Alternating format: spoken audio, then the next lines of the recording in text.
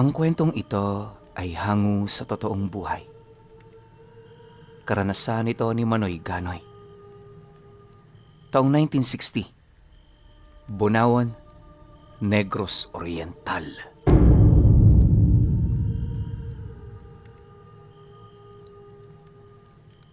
Tubong Bunawan ang pamilya nila Manoy Ganoy. Matagal na sila roon at ayon sa kanya, 2 henerasyon na ang lumipas magmula noong nanirahan sila sa lugar. Simple at payak ang naging hanap buhay nila roon. Kagaya ng karamihan, pangkaraniwan lang din ang kanilang pamilya. Bawat isa sa kanila, walang nakakaalam pagdating sa lihim na karunungan. Silang lahat kasi, aminadong walang pagtsatsagang matuto ng mga ganoong bagay. Hindi naman nila ito pinagbibigyan ng halaga sa kadahilan ng wala pa naman silang nararanasang kakaiba. Ang kaso lang, dumating ang isang pagkakataon na may naranasang hindi maipaliwanag itong si Manoy Ganoy. Ilang taon niya rin yung inilihim sa kanyang pamilya sa takot na madawit siya sa pagkawala ng kaibigan niya. Biyernes noon ng hapon, 5 taon na ang nakakaraan sa mismong taong ito, tumungo sila ng kaibigan niyang si Nardo sa talon na malapit sa sentro ng gubat. Dahil nga hapon, inaasahan na nilang sila lang ang tao sa lugar na yon. Pabor naman yun sa kanila, lalo na't pumunta sila roon para magsaya. Ngunit ang hindi inaasahan nila Manoy Ganoy, may mangyayari palang trahedya. Habang naliligo sila sa ilalim nito, may dumating na mga tao. Hindi pamilyar sa kanila ang mga mukha nito, kaya na may natigilan sila saglit sa kanilang ginagawa. Wala naman itong dalang kahit ano. Akala nga nila, mga pangkaraniwang manggugubat lang din ang mga ito. Ngunit habang tumatagal ang kanilang pagmamasid sa mga ito, unti-unti nilang napapansin ang nakakasulasok na amoy na nagmumula sa katawan ng mga ito. Nakakaramdam na rin sila ng pagkahilo hanggang sa kalaunay naglakas loob na ang kaibigan niya na lumapit sa mga taong yon. Wala silang balak na kausapin ito pero pagdating nila sa pangpang, bigla na lamang silang nakaramdam ng matinding panghihina. Isang kakaibang pangyayari na nagpabagsak sa kanila ng kanyang kaibigan. Habang nandidilim ang kanyang paningin, kitang-kita niya ang pagtulong-tulong ng mga ito para kunin ang kasama niya. Bago rin makalayo ang mga panauhing yan, may mga narinig siyang pinag-uusapan ng mga ito ukol sa mga taong napili nila. Matapos nun, tuluyan na ngang naglaho ang mga taong yan kasama nung kaibigan niya. Kahit 5 taon na ang dumaraan, hindi pa rin nakakalimutan ni Manoy Ganoy ang mga pangyayari. Dahil dito, sinubukan siyang paaminin ng mga kamag-anak nito pero wala rin naman yung nakuha sa kanya. Bukod kasi sa itinago niya ang totoo, paulit-ulit din niyang inamin, hindi sila magkasama ng kaibigan niya noong mga oras na yon. Dagdag pa niya na, alam ng mga ito ang pagsasama nila, kaya malabong siyang pagbintangan ng kung ano-ano. Nang marinig naman yun ng mga kamag-anak, nagpasya yung paniwalaan siya sa mga bagay na kanyang inilahad. Bukod kasi sa 18 anyos pa lamang noon si Manoy Ganoy, bistado na rin ng mga ito ang kanyang pag-uugali. Alam ng mga magulang ng kaibigan niya, wala siyang kakayahang gumawa ng masama sa taong palagi niyang nakakasama. Halos magkapatid na nga ang turingan nilang dalawa, dahilan para maalis ang pagdududa ng mga kamag-anak nito. Sa loob ng 3 taon, hindi tumigil sa paghahanap ang mga mag-anak. Si Manoy Ganoy naman noon, araw-araw nabubuhay para pagsisihan ang mga pagsisinungaling niya.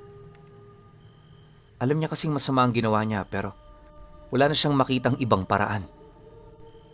Sa oras kasi na umamin siya at hindi naman niya yun mapatunayan, paniguradong mababaling sa kanya ang lahat ng duda ng mga ito.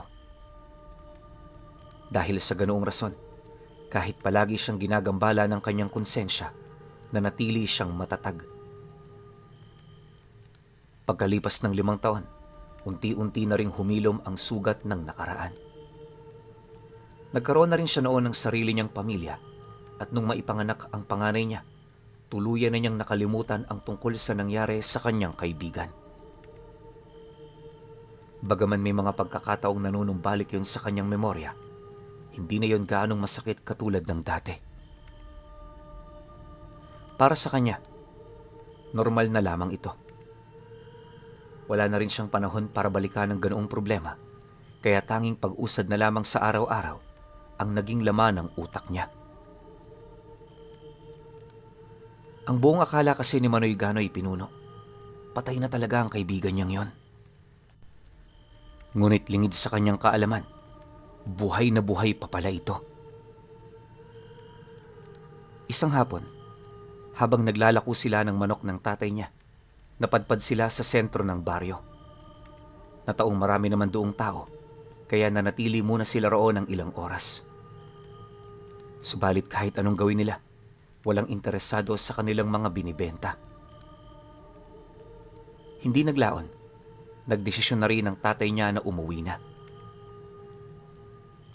Habang binabagtas nila ang daan, bigla na lamang silang natigilan nang may makasalubong silang 2 lalaking naglalakad patungong baryo.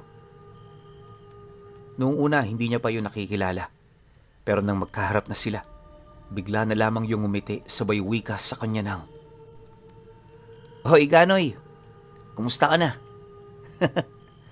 Buti naman aaktuhan kita rito. Sumama na muna kayo ng tatay mo. Marami tayong pag-uusapan." Pagkarinig naman niya sa sinabi nito, halos hindi naman siya makasagot. Ang buong akala niya kasi, dinala sa malayong lugar ang kaibigan niyang yon para alipinin. Hinala kasi ni Manoy Ganoy sa mga taong dumukot dito, bahagi ng isang malaking sindikato. Naguguluhan man sa kanilang mga nasisilayan, pinili nilang sumunod sa nais nitong mangyari. Maging ang kanyang ama man kasi, hindi maipagkakailang naghahangad din ng kasagutan mula sa kaibigan niyang yon. Pagdating naman nila sa isang liblib na lugar, ilang metrong layo sa daan, may napansin sila doong isang maliit na kubo. Pagsilay dito ng kanyang ama, hindi naman ito maiwasang magulat. Sa tinagal-tagal na kasi nila sa baryo, aminado itong nalibot na nito ang kabuuan ng lugar. Ikaw ba naman, 70 anyos na yun doong naninirahan. Nang mapansin naman ito ni Nardo, inilahad naman ito sa kanila na isa lang yun sa mga bahay na itinirik nila. Nakalaan ang kubong yon para sa mga kapatid nilang magmamanman sa mga lugar na parte ng kanilang teritoryo. Pagkasambit naman ito ni Nardo, direkta naman itong inilahad sa kanila kung ano ang pakay nito. Ayon dito, matagal na nitong nakikita si Manoy Ganoy. Kaso lang hindi niya yun basta-bastang makausap dahil na rin sa nabuong ugnayan sa pagitan niya at sa bago niyang pamilya. Dagdag pa nito na, sa loob ng 5 taon, nagsanay siya ng maigi para lamang matupad ang nag-iisa niyang pangarap at yun ay walang iba kundi ang muling makausap itong si Manoy Ganoy. Pagtatapat pa ng kaibigan niya, mas mainam na pinalusutan niya ang mga magulang nito upang hindi na yun magsayang pa ng lakas kakahanap sa kanya. Nang marinig naman ng kanyang ama ang sinabi nito, walang pagdadalawang isip naman yung nagtanong ukol sa mga naging dahilan ni Nardo. Base kasi sa mga napapansin nito, may sariling kalayaan naman ang kaibigan niya, kaya bakit hindi yun bumalik sa naulila nitong pamilya? Dagdag pa ng tatay niya na, labis na nasakta ng kanyang mga magulang, buhat sa kanyang pagkawala. Pagkalahad naman ito ng mga katagang yan, matyaga naman itong naghintay ng kasagutan, kalakip ng pagbabakasakaling mababago niya pa ang pag-iisip nito. Subalit, pagkaraan lamang ng ilang minuto, bigla namang nagulat ang ama ni Manoy Ganoy matapos niyang marinig ang sagot ng kaibigan nito.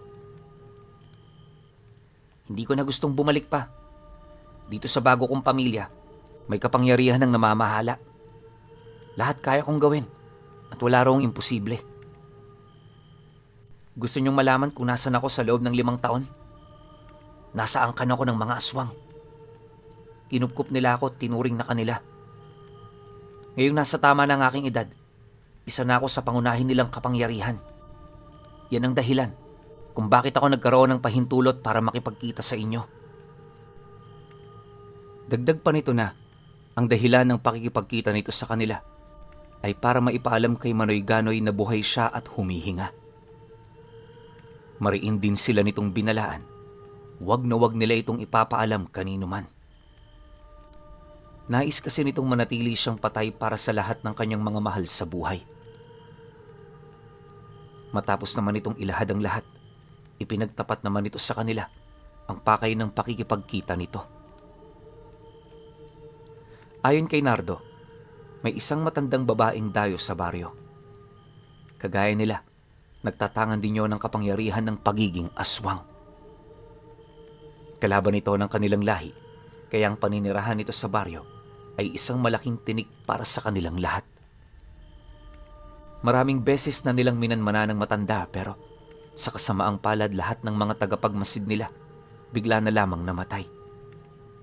Sa huli, nalaman nilang may sumpa at kakayahan ng bibig nito na gawing totoo ang lahat ng mga sinasabi niya. Dahil sa ganun itong abilidad, napagtanto nilang labis siyang mapanganib at ang tanging paraan para malaman ang kahinaan nito, gumamit ng isang taong inosente pagdating sa lihim na karunungan. Nalaman kasi nilang hindi kumakain ng karne ng tao ang nilalang na yon at madali rin itong magtiwala sa mga taong mangmang. Dagdag pa nito, ang gagawin nilang sakripisyo ay mapapalitan ng malaking kabayaran. Matapos namang marinig nila Manoy Ganoy ang sinabi nito, hindi naman nila mawari kung sino ang taong tinutukoy nito. Ayaw kasi nilang isipin noong mga oras na yon na yung matandang babaeng tinutukoy nito ay yung lola rin nito mismo. Alam ni Manoy Ganoy na ang matandang yon ang bagong lipat dahil na rin sa mga usap-usapan, 1 buwan na ang nakakaraan. Nang marinig naman yon ng kaibigan niya, ito na rin mismo ang nagkumpirma. Ngayon nga ang nilalang na tinutukoy nila. Babala pa nito na, siguraduhin nilang hindi sila nito mabubuko dahil sa oras na malaman nyo ng matanda, nasisiguro nitong malalagay sa panganib ang buhay nila at sa puntong yon wala yung magagawa para sila'y matulungan. Nang marinig naman yon ng kanyang ama, doon na yon nagsimulang magtanong ukol sa kapalit ng trabahong gagawin. Ayon kasi sa tatay niya, mapanganib ang gagawin nila, kaya dapat lang may kikitain din silang malaki. Walang sabi-sabi, agad namang iniabot ng kaibigan niya ang 10,000 bungkus ng pera. Unang kabayaran yon para sa kanilang trabaho, at kapag nalaman nila ang kahinaan nito, karagdagang 40,000 pa ang kanilang matatanggap. Napakalaking halaga nun noong mga panahong yon. Dahil sa sinabi nito, napansin naman ni Manoy Ganoy na hindi niya nakitaan ng anumang pagtutol ang tatay niya. Sa laki ba naman ang perang yon? Paniguradong yayaman sila sa mga sandaling nahawakan na nila ito. Matapos naman nilang makipagkasundo, doon na nga nagsimula ang pag-uusap ukol sa gagawin nilang plano. Ayon kay Nardo, simple lang naman ang gagawin nila. Tuwing umaga, pupuntahan nila ang matanda, tapos subukan nilang makipaglapit dito. Kapag hapon naman dumaan sila sa bahay nito para tingnan ang kasalukuyan nitong ginagawa. Pag-aralan din nila ng maigi ang kilos nito at bawat bagay na pinipilit nitong iwasan. Maliban sa pagmamasid, inutusan din sila ng mga taong itong magdala ng mga bagay na kalimitang kinakatakutan ng mga aswang. Buntot pagi at kabayong dagat ang ipinahanap nito sa kanila dahil naniniwala noon si Nardo, walang lahi ng may aswang ang may kakayahang umiwas dito. Kahit nga sila, ikakamatay nila kapag nakahawak sila ng ganon. Nang marinig naman nila ang lahat-lahat, agad naman sila nitong pinabalik sa baryo. Siniguro rin ng mga itong wala silang bakas ng kahit ano upang hindi sila mapagdudahan ng matanda. Ilang araw ang lumipas. Nagsimula na nga ang kanilang trabaho. Malakas ang loob nilang mag-ama noon dahil malapit sila sa pamilya ng matandang yon. Nagagawa naman nilang makapasok sa tahanang tinutuluyan ito. Kaso lang naging mailap sa kanila ang matanda. May mga pagkakataon nakakasalubong din nila yon sa loob ng bahay, pero hindi yun sapat upang sila'y magkausap. Dumaan pa ang maraming araw. Unti-unti na nga nilang nakukuha ang atensyon ng matanda hanggang sa magdesisyon na yung kausapin ang kanilang ama. Isang hapon, nang akmang papauwi na sila, bigla naman sila nitong inabisuhang manatili muna sa bakuran ng bahay. Dagdag pa nito na, kailangan niya ng tulong ng mag-ama, kaya kung maaari, pakinggan nito ang bawat katagang kanyang sasabihin. Nang marinig naman yon nila Manoy Ganay, naisip nilang yun na ang pinakamagandang pagkakataon para malaman nila ang kahinaan ng matanda. Nataon din noong palagi silang may dalang pangontra, kaya bago sila makarating ng bakuran, inilabas na nila ito para makita ng matanda. Ang kaso lang pag-upo nito sa kanilang harapan, mariin sila nitong inabisuhan na itapo na ang mga pangontrang yon dahil wala itong epekto sa kanya. Direkta rin itong inilahad ang tungkol sa napapansin itong panunubok sa kanya ng mag-ama. Alam kong hindi kayo pupunta rito ng walang dahilan. Araw-araw pansin kong may bitbit kayong pangontra. Para ba yan sa akin? Sinusubok niyo ba talaga ang kakayahan ko?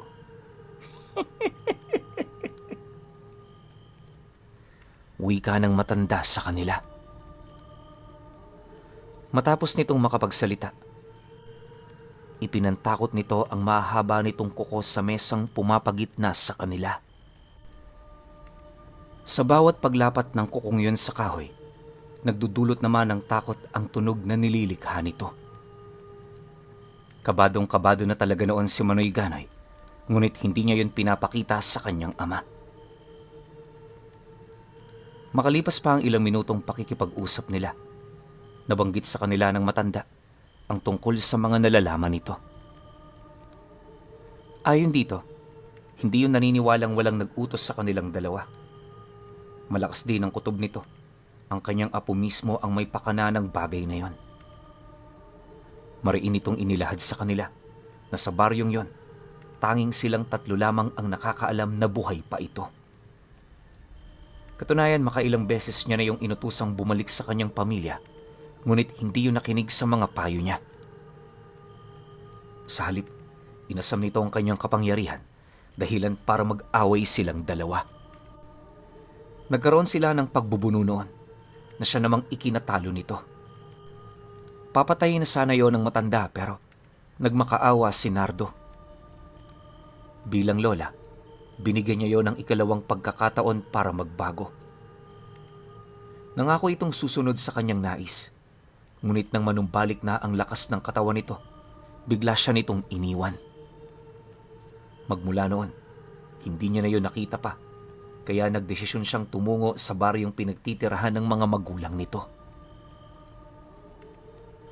Nabanggit din ng matanda, espesyal ang dugong nananalaytay sa kanilang katawan na maaaring naging basihan ng mga aswang para dukutin ito. Matapos namang malaman nila Manoy Ganoy ang lahat, hindi na rin nila naiwasang umamin.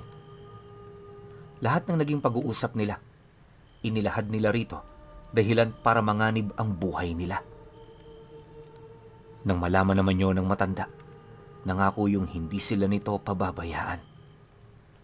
Dagdag pa nito na, minamahal niya ang lahat ng taong nagiging matapat sa kanya. Pagkatapos ng kanilang pag-uusap, inabisuhan na sila nitong umuwi at mamuhay na kagaya ng dati. Iwasan nilang mabahala sapagkat araw man o gabi, nakabukas ang mga mata nito sa kabuuan ng baryo. Dumaan pa ang ilang araw, hindi na nga sila bumisita sa bahay nito.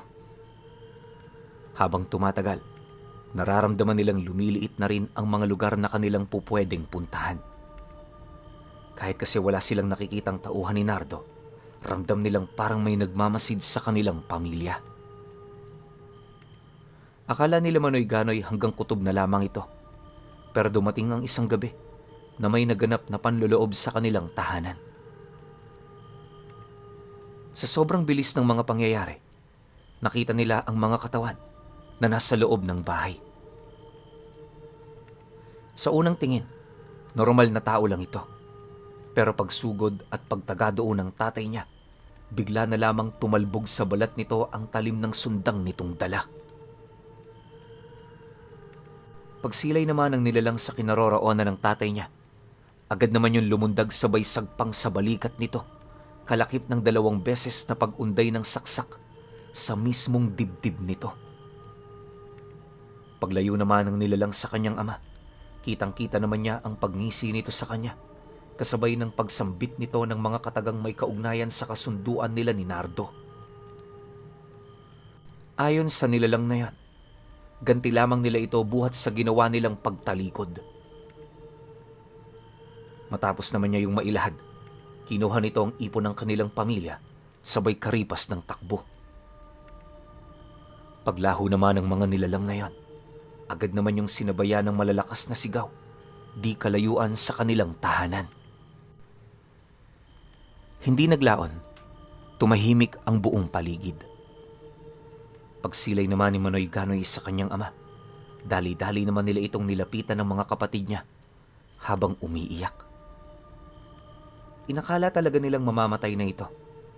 Mabuti na lang dumating ang lola ni Nardo.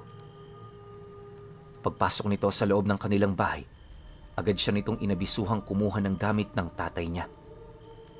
Pinasa na rin yun ng matanda para dalhin sa pamamahay nito.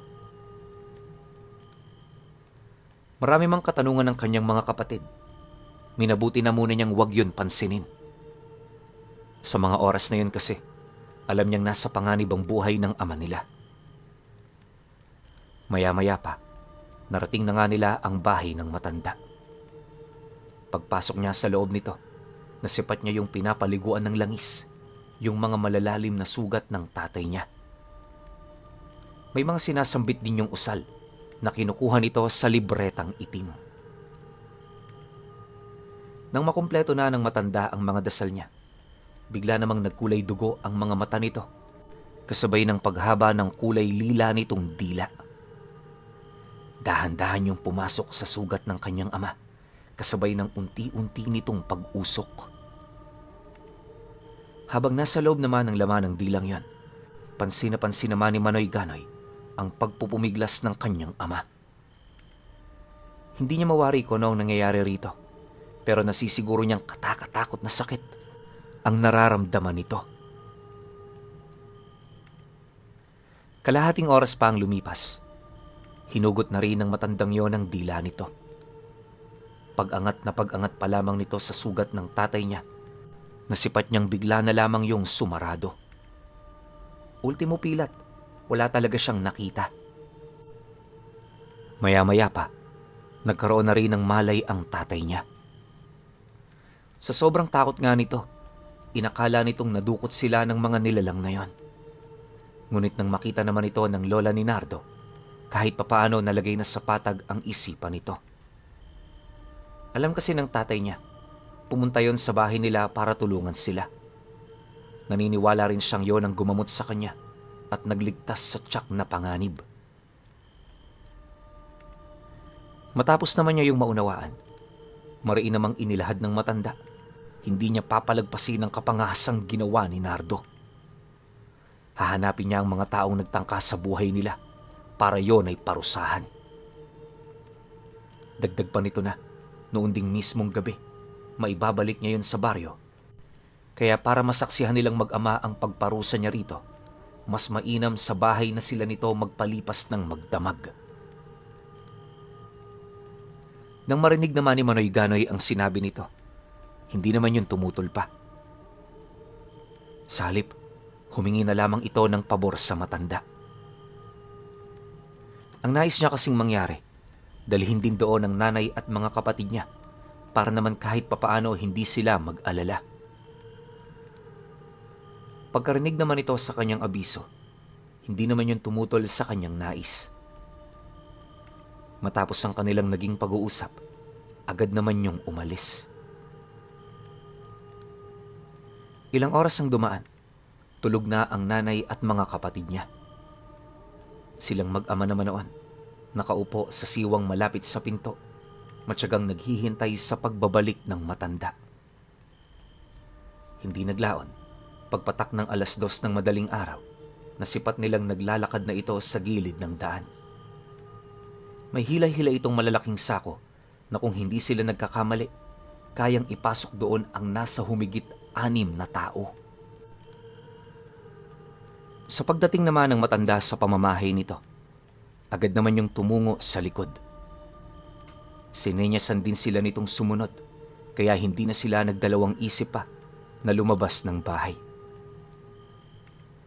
Pagdating naman nila sa kinaroroonan ng matanda, nadatnan nila ang 7 kataong nakabitay ng patiwarik. Bawat isa sa mga ito hubot-hubad, tapos napakadudulas ng mga balat. Animoy kakapahid lang nito ng langis. Habang kinakausap naman yon ng matanda, bigla naman itong hiningi sa kanila ang mga buntot paging nakatago sa mga bewang nila. Pagkahawak naman dito ng matanda, agad naman niya yung inihataw sa lalaking pinakamalapit sa kinaroroonan niya. Pagtama ng dulo nito, mamatay-matay naman yun sa kakasigaw. Walang patindi ng pag-unat ng katawan nito na parabang hindi nito maipaliwanag ang hapdi na kasalukuyan niyang nararanasan. Nang masipat naman yun ng matanda, panay naman ang pagtawa nito habang tinatanong ang mga taong yun kung ano ang nararamdaman nila na hinahataw sila ng buntot page ng kalahi nila. Dahil dito, may iilang naglakas loob na murahin ang matanda, dahilan para maging mahirap ang kanilang kamatayan. Sa loob ng ilang oras na paghataw dito ng latigo, halos mapaus na ang mga nilalang na yon sa kakasigaw. Ang mas nakakapagtaka pa noon, kahit anong ingay ang ginagawa ng mga nilalang na yon, nakapagtatakang walang nakakarinig. Sa pagdating naman ng puntong hindi na nila nakayanan ang mga sugat na kanilang natamo, doon na nga sila isa-isang pinatawa ng kamatayan ng matanda. Sa harap din ng bangkay ng mga ito, nangako yung isusunod na niya ang kanyang apo. Nang marinig naman nila Manoy Ganoy ang sinabi nito, hindi na sila umimik pa. Ilang araw pagkatapos ng pangyayaring yan, ipinakita nito sa kanila ang ulo ng kanyang kababata.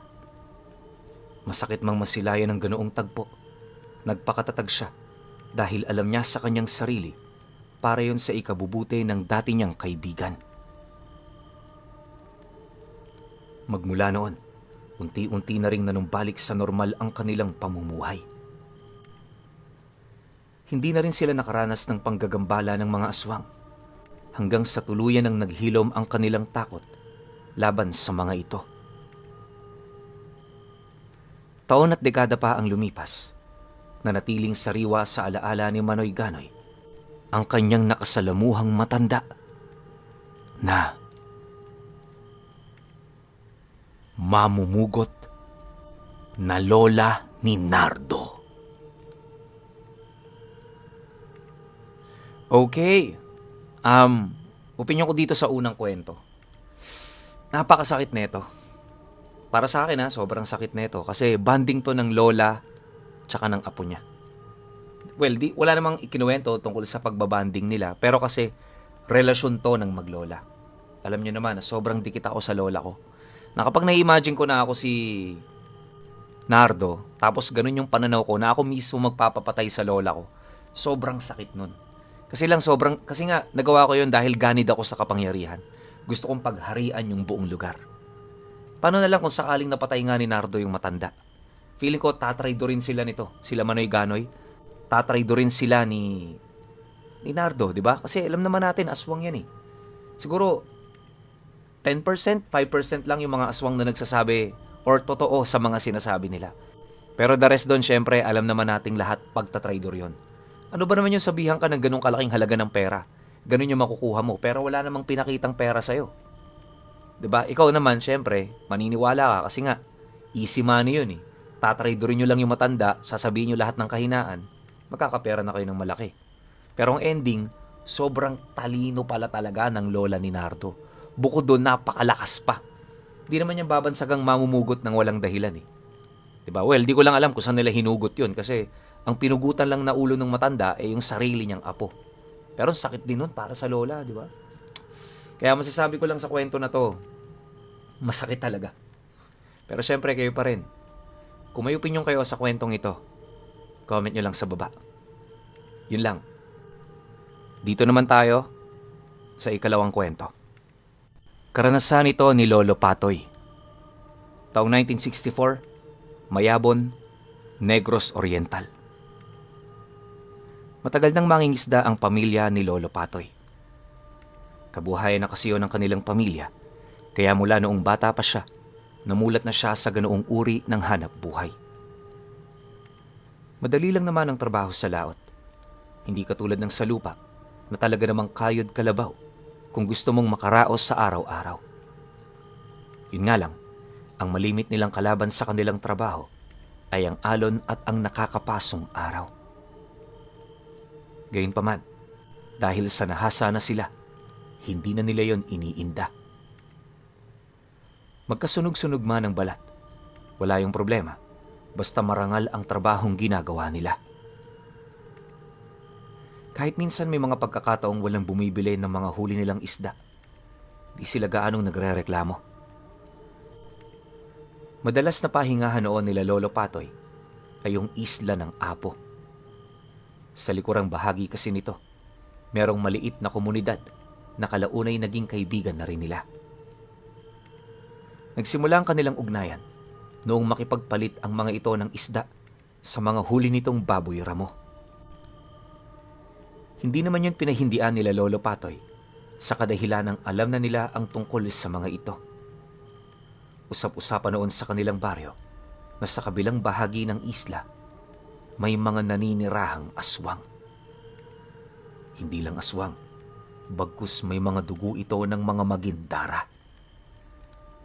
Kilala namang matatahimik ang mga nilalang na yon at madalang lang din kung mambiktima ng mga tao.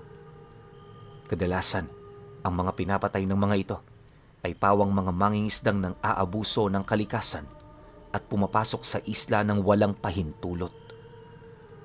Banal kasi ang lugar na yon para sa mga nilalang, kaya bago sila roon magpapasok, sinisigurado muna nilang malinis at mapagkakatiwalaan ang mga taong humihingi ng permiso.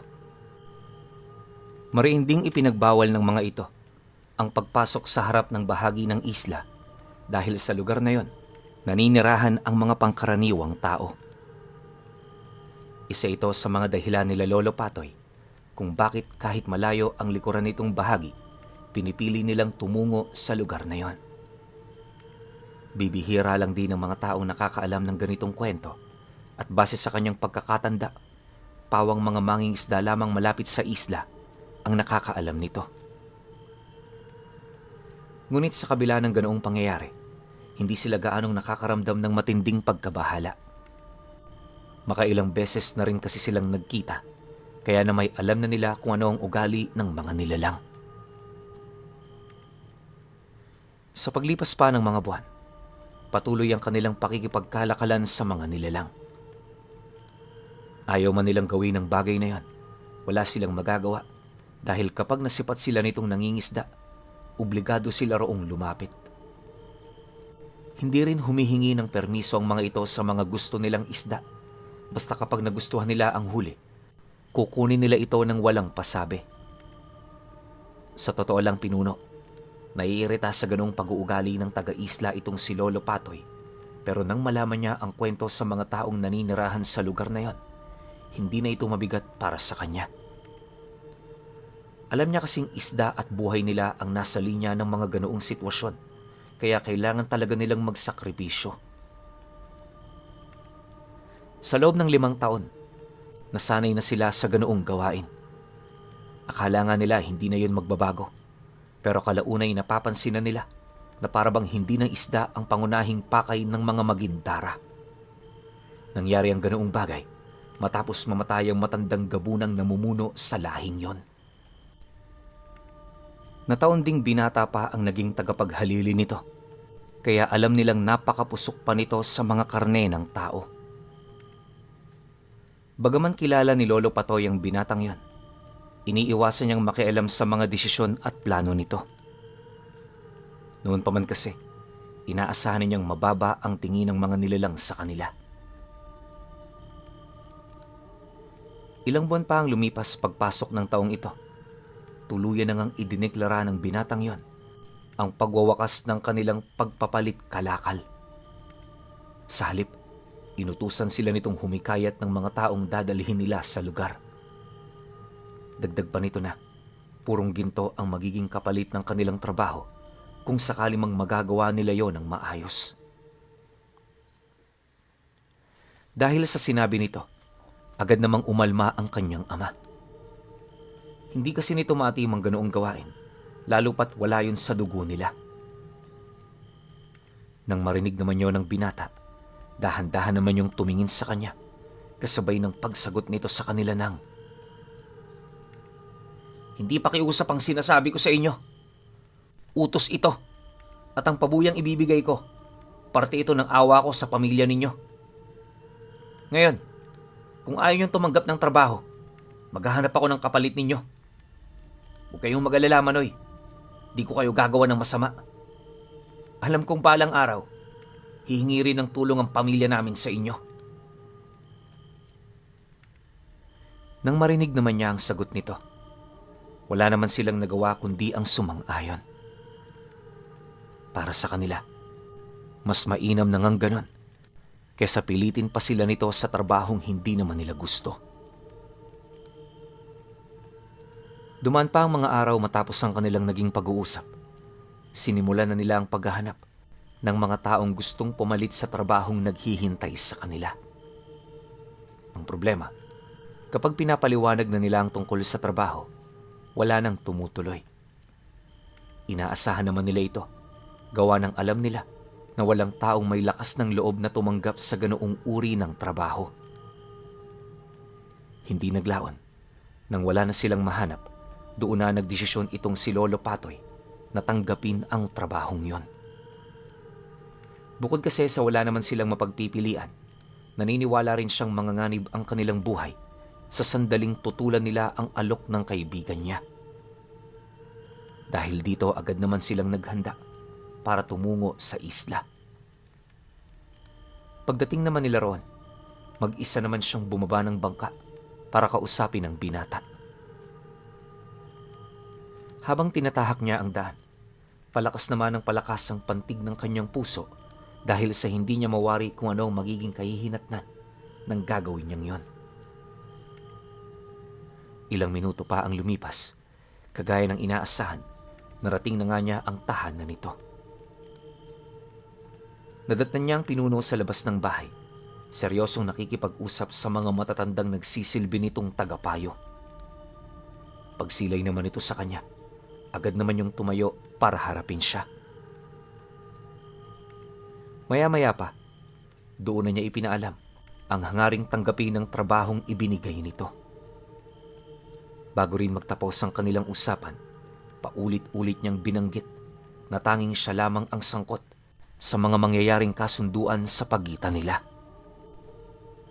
Nang marinig naman ito ang kanyang sinabi, napangisi lang naman ang binatang magindara kasabay ng pagsagot nito sa kanya ng, "Walang problema, Patoy. Huwag kang mag-alala. Tutupad ako sa kasunduan. O siya, pumasok ka na muna at meron pa tayong gagawin." Dahil sa sinabi nito, tahimik lang naman siya roong sumunod. Kabang-kaba na siya noong mga oras na yon pero hindi niya ito ipinapakita sa mga nilalang na kanyang kaharap. Iniiwasan niya ring masindak dahil sa oras na mapansin nito ang takot na namumutawi sa kanyang muka, paniguradong susubukan na siya nitong manipulahin. Para kay Lolo Patoy Pinuno, hindi mahalaga kung matagal na silang magkakilala ng mga ito. Dahil para sa kanya, mananatiling demonyo ang mga nilalang na yon. Sa pagpasok naman nila sa loob ng bahay ng binata, agad namang tumambad sa kanya ang mga babaeng walang saplot na nakatali sa higaan nito. Hirap na ang mga taong yon at base sa kanyang nakita, parang ilang araw na yun doong nakagapos. Maliban sa kanyang nasilayan, kapansin-pansin din ng mga karne ng taong nakasabit sa may bandang kusina. Kung hindi nyo kasi na itatanong, walang dingding na naghahati sa bahay na yon. Literal na parang isa lang itong malaking silid. Sa mga sulok nito, nagkalat ang gamit ng binata at mga kadugo nito, gayon din ang mga buto ng kanilang mga pinagkainan. Pagupo naman niya sa isang lumang upuan, agad naman siya nitong hinarap, kasabay ng paglagay ng isang bilugang maliit na lamesa sa gitna nila. May 2 patalim at isang parisukat na itim na bato din ang nakalagay dito, na halos hindi naman niya mawari kung para saan. Hindi nagtagal, pagsilay naman sa kanya ng kanyang kaibigan, agad naman itong hiningi ang kanyang kaliwang kamay. Paglapat naman ito sa itim na bato, agad naman yung hinawakan ng mga kasama nitong matatanda, dahilan para hindi niya na yon mabawi. Sa kasagsagan naman ng kanyang pagpupumiglas, doon na kinuha ng kaibigan ni Lolo Patoy ang isang patalim na siya namang ginamit nito para putulin ng palasingsingan niyang daliri. Pagkaputol naman ito, halos mahimatay naman siya, buhat sa matinding sakit na naranasan niya. Unti-unti na rin siya noong binitawan ng matanda, kaya nagawa niya na yung mahawakan ng mahigpit. Habang nagtitiis naman si Lolo Patoy buhat sa pagkawala ng isa niyang daliri, napansin naman niyang inilagay ng binata ang kaliwa nitong kamay sa bato, kasabay ng pag-abot nito sa kanya ng isa pang patalim na naroon. Pagsilay naman niya rito, di naman niya maiwasang tingnan ang kanyang daliri na hawak-hawak nito. Maya-maya pa, bigla naman siya nitong inutusan na gawin din ang ginawa nito sa kanya. Dagdag pa nito, parte yun ang kanilang tradisyon na kinakailangang masunod upang maging katiwa-tiwala para sa kanila ang isang tao. Hanggat nananatiling buhay din ang batong ginamit nila sa pagputol ng kanilang mga daliri, mananatili yung kaisa ng kanilang lahi. Nang marinig naman ni Lolo Patoy ang naging paliwanag ng binata, di naman siya nagsayang ng oras na putulin din ang daliri nito. Subalit lingid sa kaalaman ng lahat, hindi niya yun ginawa para tumupad sa tradisyong yun, bagkus ginawa niya ito para makapaghigante. Si Lolo Patoy kasi ang tipo ng tao na ayaw talagang magpalamang. Matapos naman niyang putulin ang palasingsingan nito, napansin naman niyang parang hindi man lang yun nakaramdam ng sakit. Makalipas pa ang ilang minuto, nang magsimula ng kumirot ang kanyang sugat, agad naman siyang inabutan ng binata ng isang basong langis na parang kamandag ng ahas kung titingnan. Noong una, medyo nag-alangan pa siyang tanggapin ito pero kalaunay kinuha na rin niya. Ayon kasi sa binatilyo, panlunas ang langis na yon. May ibsan nito ang kanyang nararamdamang sakit sa oras na inilapat niya yon sa kanyang sugat. Dagdag pa nito na wala siyang dapat na ipangamba dahil sa kinikilala na siya nito bilang kauri ng lahi nila. Pagkarinig naman niya sa sinabi nito, agad naman niya yung kinuha, sabay lubog doon ang daliri niya. Segundo lang ang dumaan, napansin nga ni Lolo Patoy na tama ang sinabi nito. Pakiramdam nga niya, di man lang siya noon nagkasugat.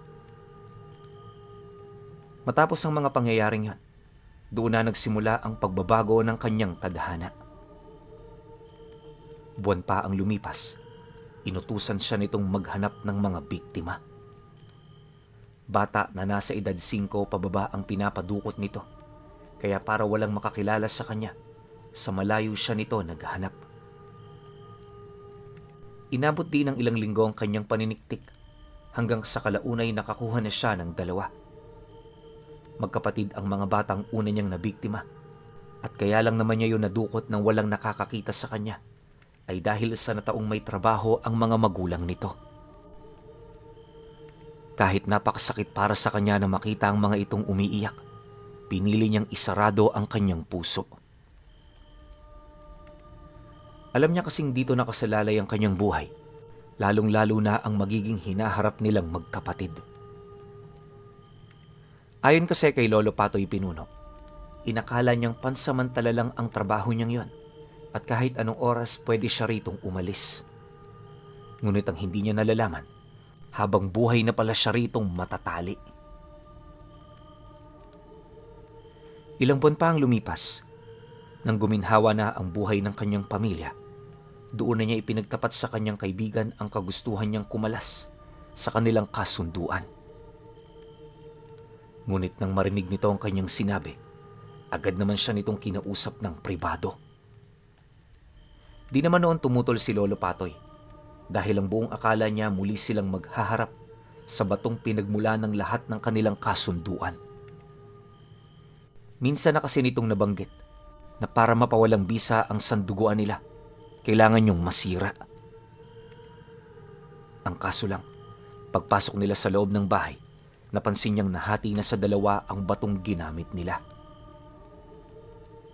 Nang masipat naman niya ang bagay na yan, agad naman niya itong ipinagtanong, ngunit sa kasamaang palad wala roong sinagutan ang kaibigan niya. Sa halip ipinagtapat nito na wala na silang magagawa pa para yon ay mapasawalang bisa. Dagdag pa nito na hindi niya matatakasan ang kanilang kasunduan sa kadahilanang kapag tumalikod siya, kahindik-hindik na sumpa ang mararanasan niya. Payo pa ng Magindara, mas mainam na sumunod na lamang siya kung ayaw niyang mapahamak. Pinaunawa rin ito sa kanya ang kahalagahan ng kanyang trabaho sa kanyang pamilya. Dahil sa sinabi nito, napilitan naman siyang manahimik. Dala kasi ng pagkagulat, halos hindi na niya mawari kung ano ang mga bagay na kanyang isasagot. Ilang minuto pa ang dumaan, nagpasya siyang tanggapin na lamang ang lahat. Napagtanto niya kasing kasalanan din naman niya kung bakit siya nasa ganoong sitwasyon. Labag man para kay Lolo Patoy na gawin ang trabahong yon, matatag niya itong ipinagpatuloy sa mga sumunod pang buwan. Habang tumatagal, hindi na pangingisda ang kanyang ginagawa, bagkus ay paghahanap na ng mga bata. Marami na rin ang kumalat na usap-usapan ukol sa kanyang mga ginagawa, kaya yung mga pamilyang malapit lang sa dalampasigan, naging alerto na. Akala ni Lolo Patoy, hindi na siya madadakip ng mga ito. Pero ang hindi niya alam, napukaw na rin pala niya ang pansin ng mga albularyo at antingero. Isang hapon, pagdating niya noon sa Karatig Isla, agad naman niyang nakita ang mga batang naliligo. Habang pinagmamasdan niya ito, pilit naman niyang tinitingnan ang buong plano. Kadalasan kasi kapag nangunguha siya noon ng bata, ginagamitan niya ito ng pampatulog na ibinigay sa kanya ng mga Magindara. Dagdag pa niya na, malimit na pinaghalong halamang dagat ang pampatulog na yon, kaya napakabisa talaga nito.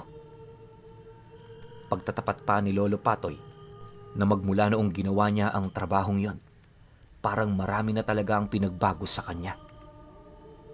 Yung tirik ng araw na dati niyang pinangingilagan, hindi na nagdudulot ng pagkasunog sa kanyang katawan.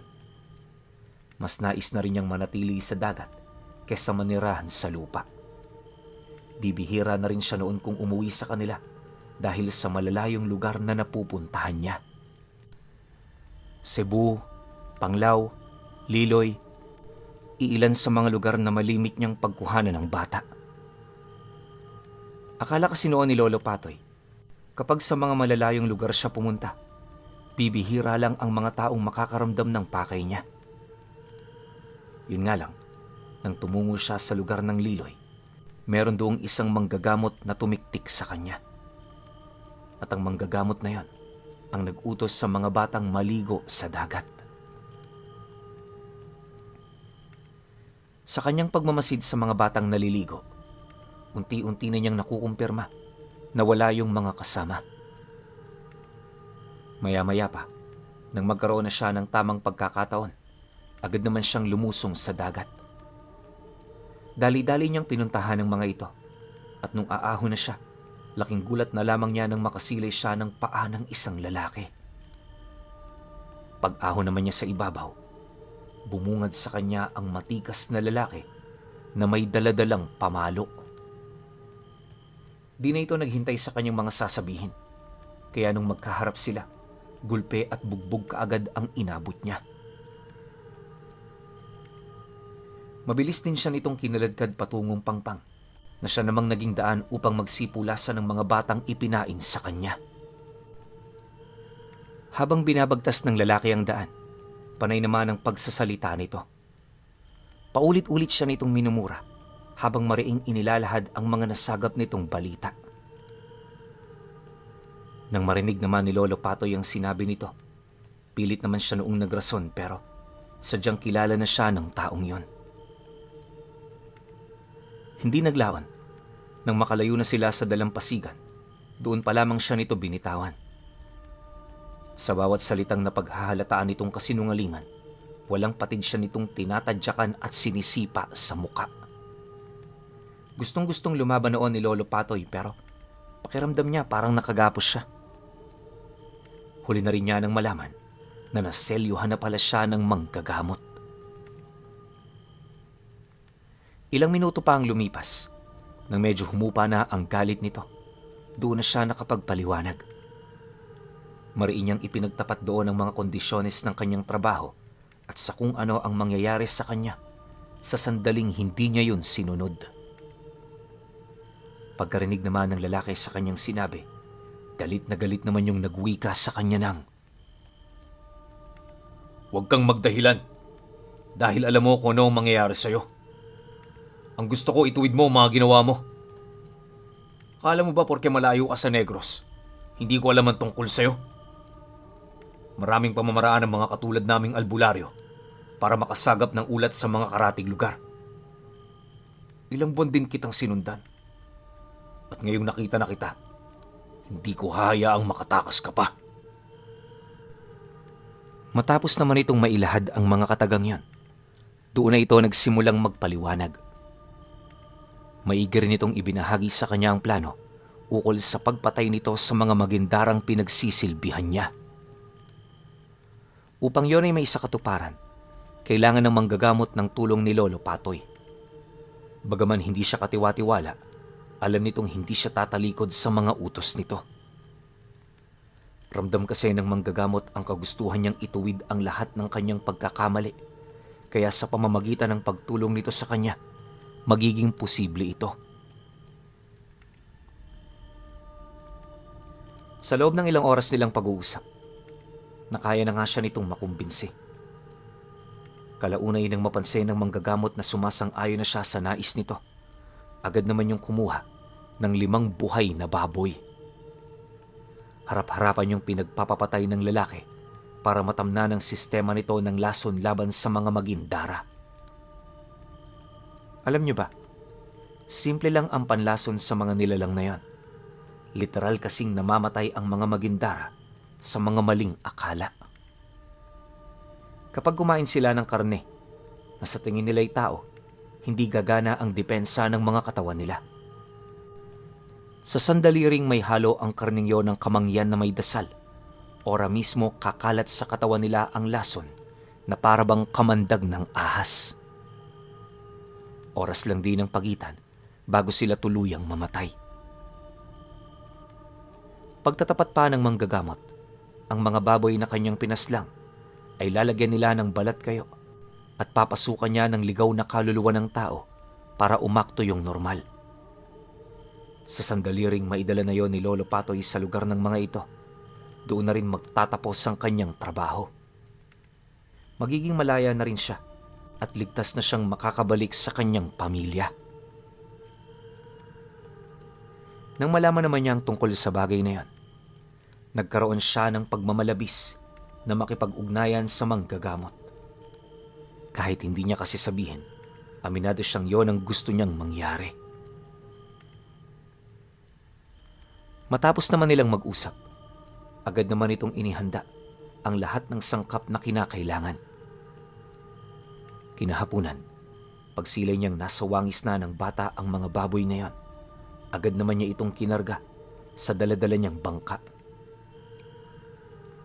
Bago rin niya nilisan ng lugar, muli siyang pinaalalahanan ng albularyo sa kanyang misyon. Tinaniman din nito ng insekto ang kanyang utak nang sa gayoy malaman nito ang mga naiisip niya sa mga oras na yon. Tandaan mo, Patoy, dito magsisimula ang pagbabago ng buhay mo. Manalig ka, sapagkat matatapos din ang lahat ng iyong paghihirap. Hindi kami galit sa iyo, dahil katulad ng mga batang dinala mo sa mga Magindara, isa ka lang ding biktima. Pagkalahad naman ito ng mga katagang yan, muli na siyang naglayag. Nagpatuloy ang kanyang paglalakbay hanggang sa nalipasan na siya ng ilang araw. Pagbalik niya sa isla, di nga nagkamali ang sinabi ng albularyo sa kanya. Yung kaibigan niya kasi, paniwalang paniwala talaga na mga bata yung dala niya. Di pa nga niya nailalapag ang mga baboy na yon, pinalibutan na siya ng mga ito. Pagbukas nila ng mga sako, dali-dali naman nila itong kinatay at pinaghatian. Lahat nakakain sa kanyang dala. Pero nung akmang matutulog na ang mga ito, may napansin ng binatang pinuno na kakaiba sa kanyang kilos.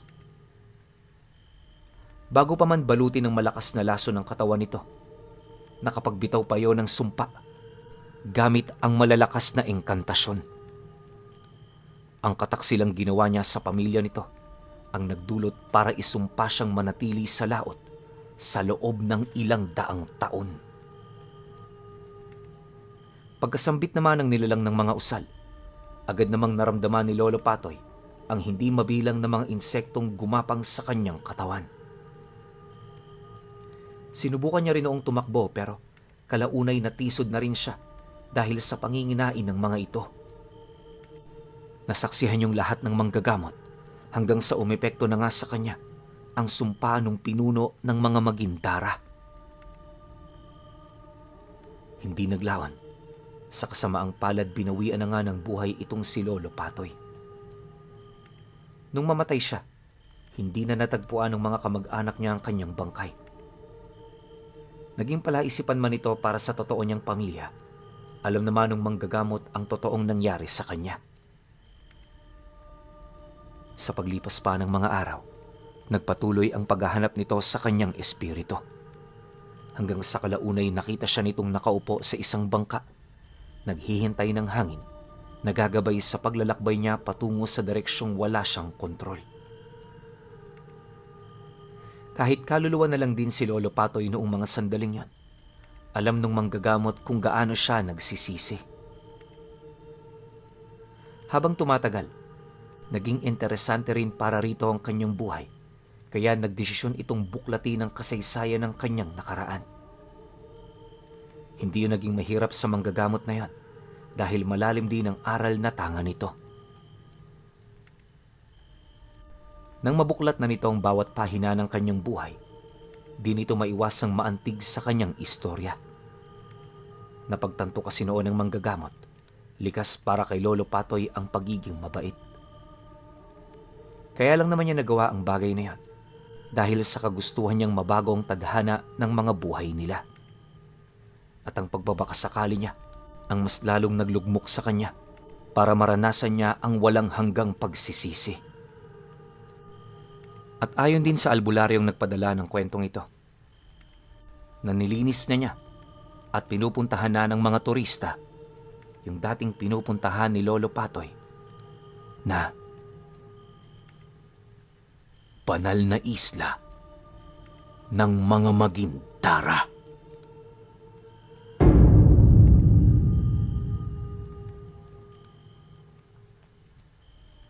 Okay. Opinyon ko sa kwento. Alam nyo, di ba ang sabi nung binatang Magindara sa kanya, kay Lolo Patoy, nagada maiuwi niyang tao o bata dun sa banal na isla nila, papalitan niya ng ginto. Alam naman natin kung gaano kamamahal yung mga ginto. Bakit kaya nung mga ilang palitan pa lang hindi na lang kinuha ni Lolo Pato yung mga ginto na yon, tapos binenta niya, tapos nagpakalayo-layo siya. Pwedeng kapag nasira niya yung kasunduan, mamatay siya. Pwedeng ganun. O pwedeng mamatay siya, tapos yung pamilya niya, yun yung pahihirapan. O baka pwede ring kapiranggot na ginto lang yung binibigay ng binatang Magindara. Kasi binata pa yun eh. Alam niya na sobrang pusok pa nun. Tsaka talagang traidor yun. Di ba? Kinagandahan lang nito, buti ka mo, na-detect siya nung sobrang galing na albularyo o manggagamot na yon. Kasi nga, parang buwan yata siyang minanmanan bago siya nahuli, di ba? So, ibig sabihin, ganoon din kagaling yung kinakaanibang angkan ni Lolo Patoy. Yung mga Magindara nga.